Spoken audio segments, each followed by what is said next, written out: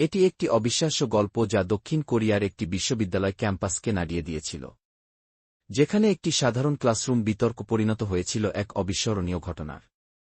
এটি শুধু শব্দের লড়াই নয়, এটি ছিল সাহস, বিশ্বাস এবং সত্যের পক্ষে দাঁড়ানোর এক শক্তিশালী গল্প। নিউ লাইন সিউলের শীর্ষ বিশ্ববিদ্যালয়গুলোর একটিতে জীবন, অস্তিত্ব এবং বিশ্বাস নিয়ে বিতর্ক খুব সাধারণ ব্যাপার, বিশেষ করে দর্শনশাস্ত্রের ক্লাসে যা পরিচালনা করতেন ড অ্যান্ড্রু বেনেট।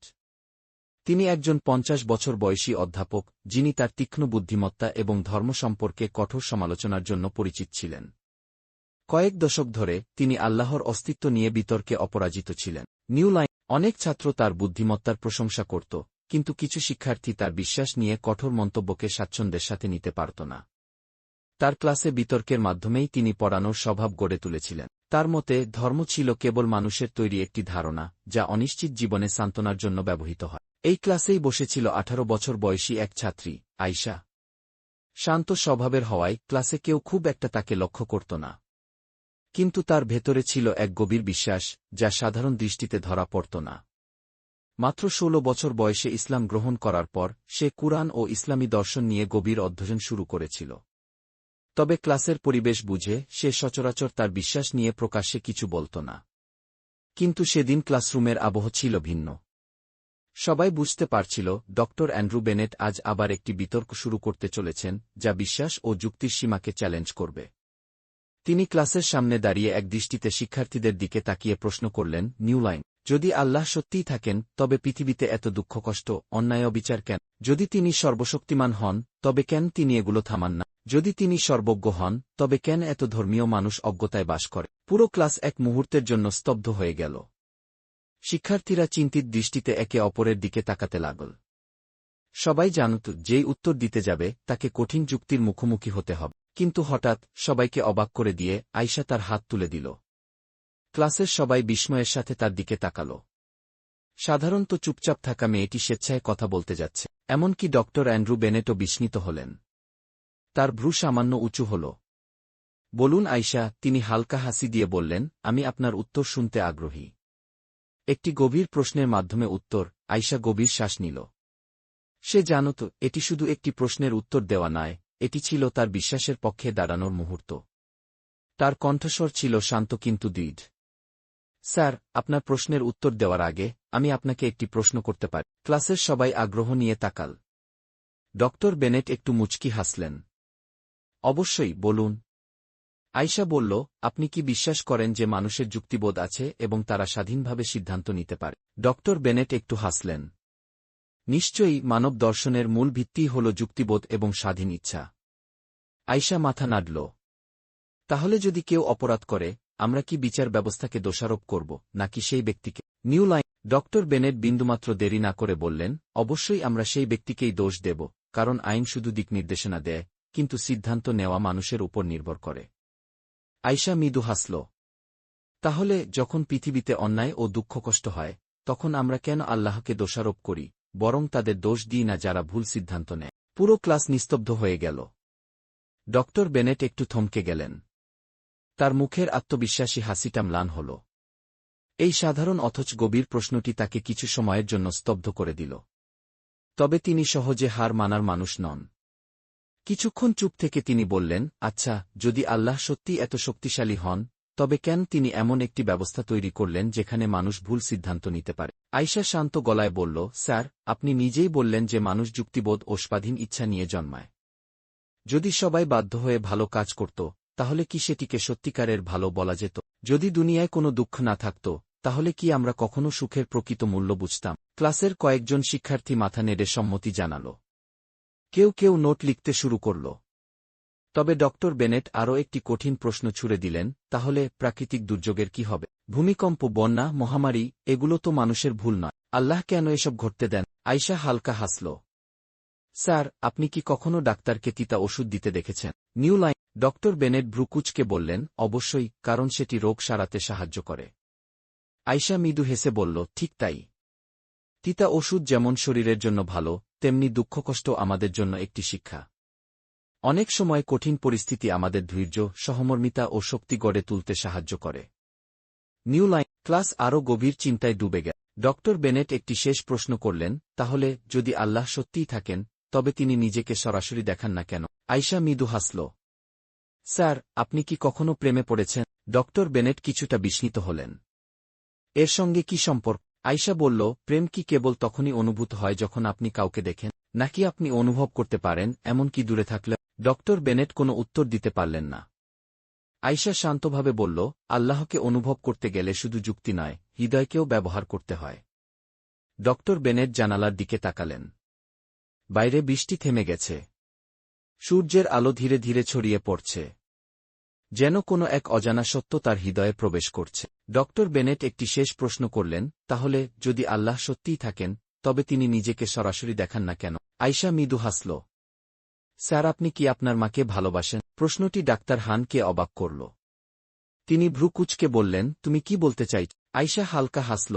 কেউ যখন তার মাকে ভালোবাসে তখন প্রতিটি মুহূর্তে তার মাকে কি সামনে থাকতে হয়, নাকি সে দূর থেকে ও তার মাকে ভালোবাসতে পারে? সে না দেখেও অনুভব করতে পারে যে ভালোবাসা সত্যিই আছে। ডাক্তার হান চুপ রইলেন, গভীর দৃষ্টিতে আয়শার দিকে তাকিয়ে। আয়শা আবার বলল, আল্লাহ তেমনি। তিনি আমাদের আশেপাশেই আছেন, আমাদের জীবনের প্রতিটি ছোট্ট অলৌকিকতার মধ্যে। তিনি নিজেকে প্রকাশ করার প্রয়োজন বোধ করেন না, কারণ যারা সত্যিই দেখতে চায় তাদের জন্য চিহ্নগুলো স্পষ্ট। যেমন ভালোবাসা, যা সবসময় চোখে দেখা যায় না, কিন্তু অনুভব করা যায়। সামনের সারিতে বসা এক ছাত্র হঠাৎ বলে উঠল, আমি কখনো এভাবে ভাবিনি, কিন্তু কথাটা সত্যিই যুক্তিসঙ্গত মনে হচ্ছে। অন্যান্য ছাত্ররাও সম্মতিসূচক মাথা নাড়ল, এমনকি যারা আগে সংশয় প্রকাশ করছিল, তারাও এখন ভিন্নভাবে আয়শার দিকে তাকাচ্ছিল। কিন্তু ডাক্তার হান সহজে হার মানবার মানুষ নন। তিনি গভীর শ্বাস নিলেন এবং নিচু কিন্তু তীক্ষ্ণ স্বরে বললেন, তুমি ভালোবাসা আর অলৌকিক ঘটনা নিয়ে কথা বলছ, কিন্তু অযৌক্তিক কষ্টের কি হবে? সেই শিশুদের কি হবে যারা জন্ম থেকেই দারিদ্র্যের শিকার, যারা কোনো দোষ ছাড়াই সারা জীবন কষ্ট পায়? সেখানে আল্লাহ কোথায়? ক্লাসের পরিবেশ ভারী হয়ে গেল। কিছু ছাত্র মাথা নিচু করল, যেন প্রশ্নের গভীরতা অনুভব করতে পারছিল। আয়শা চুপ করে রইল। উত্তর দাও, অধ্যাপক বললেন একটু কঠোর কণ্ঠে। আয়শা এবার ধীর কিন্তু গভীর কণ্ঠে জিজ্ঞেস করল, অধ্যাপক, আপনি কি হেলেন কেলারের নাম শুনেছেন? ডাক্তার হান ভ্রুকুচকে বললেন, অবশ্যই। তিনি ছিলেন অন্ধ ও বধির একজন লেখিকা, যিনি বিশ্বজুড়ে বিখ্যাত হয়েছিলেন। আয়শা মাথা নেড়ে বলল, ঠিক তাই। তিনি এমন প্রতিবন্ধকতা নিয়ে জন্মেছিলেন যা অনেকে অভিশাপ বলে মনে করত। কিন্তু জানেন কি তিনি তার কষ্ট নিয়ে কি বলেছিলেন? ডাক্তার হান নীরব রইলেন। আয়শা বলল, তিনি বলেছিলেন, চরিত্র কখনো স্বাচ্ছন্দ্যে গড়ে ওঠে না। কেবল কঠিন পরীক্ষার মধ্য দিয়েই আত্মা শক্তিশালী হয়, উচ্চাকাঙ্ক্ষা জন্ম নেয়, এবং সাফল্য অর্জিত হয়। কিছু ছাত্র বিস্ময়ে তাকিয়ে রইল। একজন আস্তে করে তার বন্ধুকে বলল, আমি কখনো এভাবে ভাবিনি, আমরা হয়তো খুব তাড়াতাড়ি দোষারোপ করে ফেলি। কিন্তু অধ্যাপক হান এখনও শেষ করেননি। তিনি তীক্ষ্ণ দৃষ্টিতে বললেন, কিন্তু সবাই হেলেন কেলারের মতো শক্তিশালী নয়। অনেকে হতাশায় ডুবে যায়, ভেঙে পড়ে। এটাও কি আল্লাহর পরিকল্পনার অংশ? আয়শা কিছুক্ষণ চুপ করে থেকে বলল, অধ্যাপক, যদি একটা পাখির ডিম সময়ের আগে বাইরে থেকে ভেঙে দেওয়া হয়, তাহলে কি হবে? হান কিছুটা বিভ্রান্ত হলেন। মানে? আয়শা শান্তভাবে বলল, যদি কেউ বাইরে থেকে ডিম ভেঙে ফেলে, তাহলে পাখিটি দুর্বল হয়ে যাবে। তার নিজের শক্তি গড়ে ওঠার সুযোগ পাবে না, হয়তো বাঁচবেই না। অধ্যাপক চিন্তায় পড়ে গেলেন। আয়শা বলল, মানুষের জীবনও তেমনি। যদি কোনো সংগ্রাম না থাকত, তাহলে আমরা কখনোই শক্তিশালী হতে পারতাম না। কষ্ট আমাদের গড়ে তোলে। হ্যাঁ, সত্যি যে সবাই সহজে পার হয় না, কিন্তু সেটাই আল্লাহর অনুপস্থিতি প্রমাণ করে না। বরং তিনি আমাদের উপলব্ধি করার সুযোগ দেন, আমাদের শক্তি, বিবেক আর হৃদয় দিয়ে অন্যদের সাহায্য করার আহ্বান জানান। ক্লাসে আবার নীরবতা নেমে এল। কেউ কেউ গভীর চিন্তায় মগ্ন। এমনকি অধ্যাপক হানও যেন কিছুটা প্রভাবিত হয়েছেন, যদিও সেটা প্রকাশ করতে চাননি। কিন্তু শেষ প্রশ্নটি এখনও বাকি। তিনি গভীর দৃষ্টিতে তাকিয়ে বললেন, আচ্ছা আয়শা, যদি আল্লাহ সত্যি আছেন, এবং তিনি এত ন্যায়পরায়ণ ও প্রেমময় হন, তবে তিনি আমাকে কেন থাকতে দেন? কেন আমাকে বদলানোর চেষ্টা করেন না? আয়শা মৃদু হাসল, তার চোখে গভীর অর্থের ঝিলিক। অধ্যাপক, হয়তো তিনি আপনাকে এখনও সত্য খোঁজার সময় দিচ্ছেন। ক্লাস আবারও নীরব হয়ে গেল। কিন্তু এবার এই নীরবতা আরও ভারী, আরও গভীর। ডাক্তার হান চুপচাপ জানালার বাইরে তাকালেন, বৃষ্টির ফোঁটাগুলো কাছে পড়ছে। তার মনের ভেতর যেন কিছু দুলে উঠল। তিনি ধীরে ধীরে বললেন, তুমি বলছ, আল্লাহ আমাকে সত্য খুঁজতে সময় দিচ্ছেন, কিন্তু আমি তো সারা জীবন খুঁজেছি, তবুও পাইনি। আয়শা শান্ত স্বরে বলল, অধ্যাপক, কখনো কখনো আমরা এমন কিছু খুঁজতে থাকি, যা আমাদের খুব কাছেই থাকে। যেমন মাথার ওপরে রাখা চশমা খুঁজে বেড়ানো। হয়তো আপনি এতটাই অসাধারণ প্রমাণ খুঁজতে ব্যস্ত ছিলেন যে আশেপাশের ছোট ছোট চিহ্নগুলো দেখতে পাননি। ডাক্তার হান স্তব্ধ হয়ে গেলেন। আয়শা ধীরে বলল, প্রফেসর, আপনি সবসময় যুক্তি আর তর্ক দিয়ে উত্তর খুঁজেছেন। কিন্তু হৃদয় কি কখনো কোনো সত্য অনুভব করতে পারে না? সবকিছু কি সংখ্যায় মাপা যায়? ক্লাসের ছাত্ররা মাথা নিচু করেছিল, যেন তারা কোনো বিতর্ক শুনছিল না, বরং এক গভীর উপলব্ধির মধ্যে ছিল। ডাক্তার হান জানালার বাইরে তাকালেন। বৃষ্টি থেমে গেছে, আকাশে সোনালি আলো ছড়িয়ে পড়েছে। তিনি দীর্ঘশ্বাস ফেললেন। ধন্যবাদ, আয়শা, তার কণ্ঠে এক অজানা কোমলতা। আয়শা মৃদু হেসে বলল, আমি কেবল আমার বিশ্বাস ভাগ করলাম, অধ্যাপক। বাকিটা আপনার ওপর নির্ভর করছে। গল্পের শিক্ষা, নিউ লাইন। ১. সত্য সবসময় যুক্তির লড়াইয়ে পাওয়া যায় না, বরং তা আসে আন্তরিক অনুসন্ধানের মাধ্যমে। ২. বিশ্বাস কেবল যুক্তি নয়, হৃদয় দিয়েও অনুভব করতে হয়। New line. ৩. প্রতিটি মানুষের আত্মিক যাত্রা আলাদা, কখনো প্রমাণ নয়, বরং বিশ্বাসের সাহস প্রয়োজন। ৪. বিতর্কের উদ্দেশ্য হল মন খুলে দেওয়া, মন ভেঙে দেওয়া নয়। ৫. আল্লাহ সবসময় আছেন, শুধু আমাদের থেমে অনুভব করা শিখতে হবে।